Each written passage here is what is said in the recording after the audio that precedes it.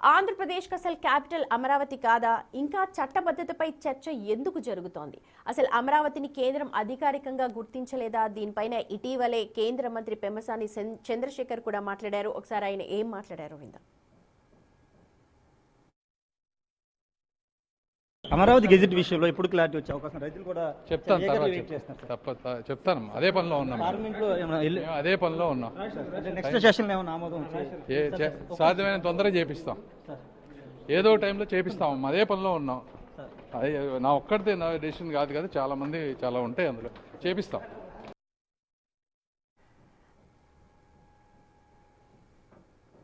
Right, Nageshwar గారు విన్నారు కదా, పెమ్మసాని చంద్రశేఖర్ ఆ మాట మాట్లాడారు. అంటే అమరావతిని కేంద్రం ఇంకా అధికారికంగా గుర్తించలేదనుకోవాలా, ఏపీ రాజధానికి ఇంకా లేదు అనుకోవాలా, ఏంటి గందరగోళానికి ఏంటి కారణం? అమరావతిపై ఇంకా ఎన్నేళ్ళు ఈ కన్ఫ్యూజన్? ఇప్పుడు నాకు అర్థం కాని అంశం ఏంటంటే, చంద్రబాబు నాయుడు కొత్తగా ముఖ్యమంత్రి కాలే, 2014 నుంచి 19 వరకు ముఖ్యమంత్రిగా ఉన్నాడు. అమరావతిపై నిర్ణయం జరిగి 1000 కోట్లు ఖర్చు పెట్టారు. చంద్రబాబు టైంలో ఖర్చు పెట్టారు, ఇప్పుడు ఖర్చు పెడుతున్నారు. ప్రపంచ బ్యాంకు నుంచి రుణాలు తెస్తున్నారు, కేంద్రం నుంచి నిధులు తెస్తున్నారు. మరి అన్నీ ఉన్నాయి. ఇంకా అమరావతి పైన సాధ్యమైన తొందరగా చేస్తాం, అనేక అంశాలు ఉంటాయని మంత్రి అంటే ఏంటో అంశాలు? దానికి ఆన్సర్ అంశాలు ఏంటో చెప్పాలి కదా. అందరు అభిప్రాయాలు, ఎవరి అభిప్రాయాలు తీసుకోవాలి? జగన్మోహన్ రెడ్డి అభిప్రాయం తీసుకుంటారా? అంటే క్లియర్గా మోడీ ప్రభుత్వం అమరావతి విషయంలో సహకరించడం లేదు అనే అనుమానం కలగకపోదా? ఎందుకంటే కేంద్ర ప్రభుత్వం సుప్రీంకోర్టులో, మోడీ ప్రభుత్వమే సుప్రీంకోర్టులో ఇచ్చిన అఫిడవిట్లోనే స్పష్టంగా చెప్పారు, రాజధాని అనేది మాకు సంబంధమైన అంశమే కాదు. అప్పుడు జగన్మోహన్ రెడ్డి ముఖ్యమంత్రిగా ఉన్న సమయంలో రాజధాని విషయంలో పెద్ద చర్చ జరిగినప్పుడు బీజేపీ అమరావతికి అనుకూలం, మేము అమరావతియే రాజధాని, 3 రాజధానులకు మేము వ్యతిరేకమని చెప్తూ అమరావతి విషయంలో రాష్ట్ర ప్రభుత్వాన్ని తుది నిర్ణయము, కేంద్రానికి సంబంధము లేదు అని పార్లమెంట్లో అఫిడవిట్ ద్వారా ఇచ్చింది. ఇప్పుడు మరి కేంద్రం ఎట్లా మళ్ళీ రాజధాని పైన చట్టం చేయడం ఏంటి? మాకు సంబంధం లేని వాళ్ళే చెప్పినప్పుడు, కేంద్రమే చెప్పినప్పుడు ఇప్పుడు కొత్తగా మళ్ళీ మాట అంటే సుప్రీంకోర్టుకు పోతే మళ్ళీ సుప్రీంకోర్టు అడగదా, నువ్వు ఇచ్చిన అఫిడవిట్ ఏమైందయ్యా? సెంట్రల్ గవర్నమెంట్ అఫిడవిట్లో చెప్పింది కదా, మాకు సంబంధం ఉన్న అంశమే కాదు, ఇది రాష్ట్రం చూసుకుంటుంది. రాజకీయ పార్టీగా మాత్రం బీజేపీ అమరావతికి అనుకూలం. ఇది రాజ్యాంగం వేరు, రాజకీయం వేరు అని బీజేపీ నాయకులు టీవీ ఛానల్ వచ్చి చెప్పలేదా? ఇప్పుడు మళ్ళీ ఏమంటున్నారు? కేంద్ర ప్రభుత్వం చట్టబద్ధత కలిపి, అసలు చట్టబద్ధత లేకుండా 1000 కోట్లు ఎందుకు ఖర్చు పెట్టారు? చట్టబద్ధతకి ఇన్నేళ్ళు ఎందుకు పడుతుంది? ఇప్పుడు జగన్మోహన్ రెడ్డి 5 ఏళ్ళు విధ్వంసం అన్నారు కదా, మరి చట్టబద్ధత లేనప్పుడు ఆయన విధ్వంసమే జస్ట్ లెజిటిమైజ్ అయ్యే ప్రమాదం ఉంది కదా. రాజధానిగానే మీరు ఇంకా చట్టబద్ధత లేకపోతే మరి రాజధానిలో నిధులు పెట్టే వాళ్ళ సంగతి ఏంటి? రాజధానికి భూములు ఇచ్చిన వాళ్ళ సంగతి ఏంటి? ఫస్ట్ ఫేజ్ భూములు ఇప్పటికీ పట్టాలు ఇవ్వరు, సెకండ్ ఫేజ్ భూములు తీసుకుంటున్నారు. అసలు ఏంది గందరగోళం?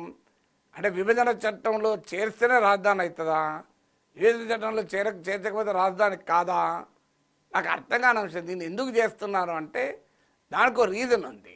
అంటే మేము అమరావతి మళ్ళీ జగన్ వచ్చినా మార్చకుండా కట్టుదిట్టమైన ఏర్పాట్లు చేస్తామనే పొలిటికల్ నరేటివ్ బిల్డ్ చేస్తున్నారు. కానీ అది ప్రాక్టికల్గా నిలబడదు. ఎందుకంటే రేపు జగన్ నిజంగానే వచ్చాడు అనుకుందాం, అమరావతి మళ్ళీ ధ్వంసం చేద్దాం అనుకుందాం, అప్పుడున్న కేంద్ర ప్రభుత్వం అనుకూలం ఇస్తే మళ్ళీసారి కూడా చట్టాన్ని సవరణ చేయొచ్చు, ఏమైనా చట్టాన్ని పస్తాల సవరించవచ్చు, తప్పే అది. అందువల్ల ఇష్యూ వల్ల చట్టబద్ధత కాదు, ఇష్యూ వల్ల అమరావతిలో రాజధాని అవడమే కాకుండా ఐకానిక్ ఇన్ఫ్రాస్ట్రక్చర్, ఇతర ఇన్ఫ్రాస్ట్రక్చర్ కనుక చంద్రబాబు నాయుడు తన పాలనలో మిగిస్తే జగన్ కాదు, జగన్ సృష్టించిన జేజమ్మచ్చిన అమరావతిని మార్చలేడు. ఎందుకంటే దట్ ఈస్ ప్రాక్టికల్గా నాట్ పాసిబుల్. ఇప్పుడు హైదరాబాద్ను మార్చి నేను రాజధానిని సిద్దిపేట పట్టుకెళ్తాను కేసీఆర్ అంటే సాధ్యమవుతుందా? నేను మహబూబ్నగర్ పట్టుకపోతాను రేవంత్ అంటాడా? ప్రాక్టికల్గా సాధ్యమవుతుందా? సో అందువల్ల ఎందుకంటే ఒక సిగ్నిఫికెంట్ ఇన్ఫ్రాస్ట్రక్చరు వ్యవస్థలన్నీ బిల్డ్ అవుతాయి. సమస్య ఏంటంటే చంద్రబాబు నాయుడు 5 ఏళ్ళు అధికారంలో ఉన్నప్పుడు పర్మనెంట్ స్ట్రక్చర్స్ ఏవీ లేకుండా తాత్కాలిక భవనాలు నిర్మించి 5 ఏళ్ల పాటు గ్రాఫిక్స్ మోడల్స్ అంటూ టైంపాస్ చేశారు. ఇప్పుడు మళ్ళీ అధికారంలోకి వచ్చాక జాగ్రత్త పడ్డారు, అది జరగకూడదు అంటూ ఖచ్చితంగా 2029 లోపల మేము పూర్తి చేస్తామని మొదలుపెట్టారు. కానీ అందరికీ తెలుసు జరుగుతున్న స్పీడ్ ఎంత స్పీడో. రైతులకు ఇప్పటి వరకు పట్టాలు ఇవ్వలే. 5 ఏళ్ళు అప్పుడున్నారు, ఇప్పుడు ఏడాది దాటిపోయింది, 1.5 year అయింది. రైతులకు అసలు పట్టాలు ఇవ్వలేని స్థితిలో ఎందుకుంది ప్రభుత్వం అమరావతిలో అనే ప్రశ్నకు ఆన్సర్ ఉండాలి కదా. అందువల్ల ఇప్పటికైనా అమరావతిని రాజధానిగా మౌలిక వసతులు కల్పించి దానికి ఒక రాజధాని రూపం పూర్తి స్థాయిలో వస్తే జగన్ కూడా మార్చడానికి సాహసం చెయ్యలేడు. ఎందుకంటే అది పొలిటికల్గా కాస్ట్లీ అవుతుంది. అది చెయ్యకుండా కేవలము పొలిటికల్ నరేటివ్ బిల్డ్ చేస్తానికి చట్టంలో చేరుస్తారు. ఫైన్, చట్టం ఏమి రాజ్యాంగం కాదుగా, రాజ్యాంగానే 100 సార్లు మార్చారు, చట్టాన్ని మార్చుకోలేరా? జగన్ అనుకూల గవర్నమెంట్ కనుక కేంద్రంలో వస్తే మార్చుకోగలడు. So what is there in it? చట్టానికి ఏముంటుంది, పర్మనెంట్ కాదు కదా చట్టం. No law is permanent, constitution itself is not permanent. కాన్స్టిట్యూషన్లో ఉన్న బేసిక్ స్ట్రక్చర్ మాత్రమే పర్మనెంట్. ఏం రాజధాని అనేది బేసిక్ స్ట్రక్చర్ కాదు కదా. సో అందువల్ల అటు కేంద్రము ఈ మాట చెప్తున్నట్టుంది, ఇదేం గోలనయ్యా ఈ చట్టబద్ధత మీద ఎందుకు పడుతున్నారు అంటే, లేదు మాకు చట్టబద్ధత కావాలి, చూడు భూతం వస్తుంది అని చెప్పి అందరూ అడుగుతున్నారు, మళ్ళీ వస్తుందా అని. అందువల్ల జగన్ అమరావతి విధ్వంసాన్ని లైవ్లో పెట్టడం కొరకు ఈ అన్సర్టనిటీని కావాలని క్రియేట్ చేస్తున్నారు. ఇలా అన్సర్టనిటీ ఏముంది? అమరావతే రాజధాని, గెజిట్ నోటిఫికేషన్ వచ్చి నాకు ఇంకేం ఉంటుంది, చట్టం ఏంటి? గెజిట్ నోటిఫికేషన్ మించింది చట్టం అయితే, చట్టం లేకుండా గెజిట్లో నోటిఫై అవుతుందా?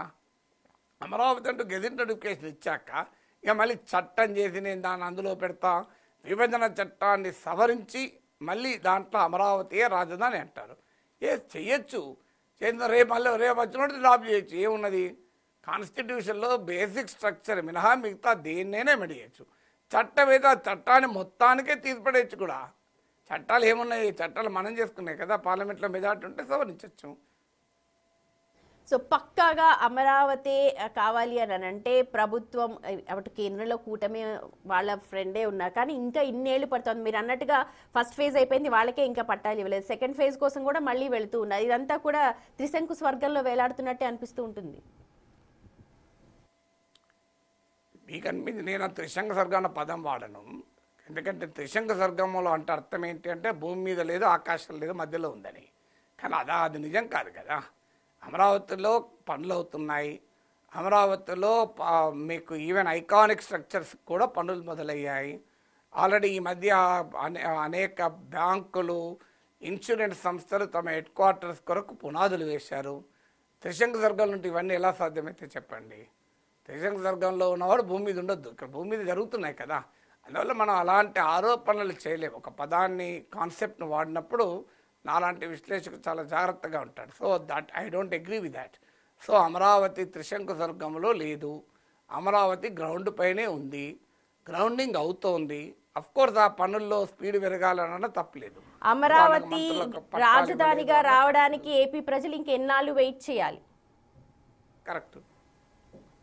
రాజధాని ఇంకా మీకు రావడానికి ఏంటి నాకు అర్థం కాని విషయం. అమరావతికి ఆంధ్రప్రదేశ్ రాజధాని అమరావతి కాదా?